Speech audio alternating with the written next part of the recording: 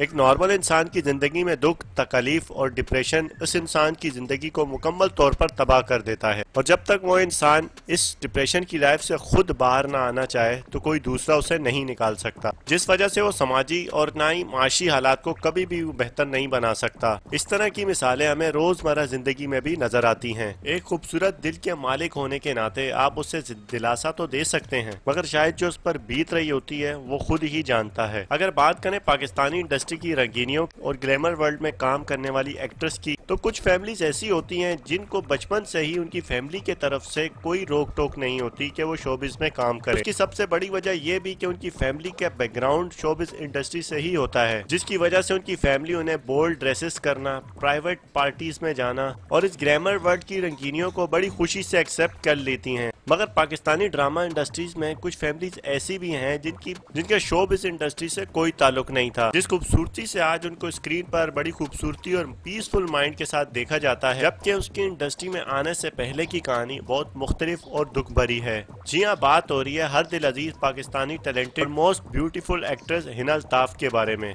हिना अल्ताफ, जिसने खूबसूरत लुक और बेस्ट एक्टिंग की वजह से कम उम्री में ही अपने मद्दाहों और डायरेक्टर्स को अपनी तरफ मुतवज्जा कर लिया, अपनी हकीकी जिंदगी में किन तकलीफ से गुजरी हैं, कम उम्री में ही क्यों घर छोड़ दिया था, और हिना अल्ताफ अपनी हकीकी जिंदगी में किसकी फैन है, और बहुत से ऐसे हकायक जिनके बारे में कोई नहीं जानता, वो मैं सब इस वीडियो में बताऊंगा। वीडियो को एंड तक जरूर देखिएगा, और अगर आप चैनल पर नए हैं तो चैनल को सब्सक्राइब कर लें। खान फैमिली से ताल्लुक रखने वाली हिना अल्ताफ 2 जनवरी को 1992 को कराची में पैदा हुई। इब्तदाई तालीम मुकम्मल करने के बाद हिना अल्ताफ ने अपनी बैचलर की डिग्री इकरा यूनिवर्सिटी से हासिल की। हिना अल्ताफ के 2 बड़े भाई हैं और हिना अल्ताफ अपनी फैमिली की इकलौती बेटी हैं। तालीम के दौरान ही हिना अल्ताफ को एज ए एक्ट्रेस खुद को बड़ी स्क्रीन पर देखना बहुत क्रेज था। हिना अल्ताफ इकलौती थी, जिसकी वजह से उनको इनकी फैमिली की तरफ से इतना प्यार मिला, इसलिए वो तालीम मुकम्मल करने तक ही अपनी फैमिली से कोई बात न कर सकी। तालीम मुकम्मल करने के बाद हिना अल्ताफ ने अपनी फैमिली को सपोर्ट करने के लिए एज अ वीजे में रेडियो पर काम किया। इसी दौरान हिना अल्ताफ को अपनी खूबसूरती की वजह से कुछ मॉडलिंग एजेंसी से मॉडलिंग की ऑफर हुई।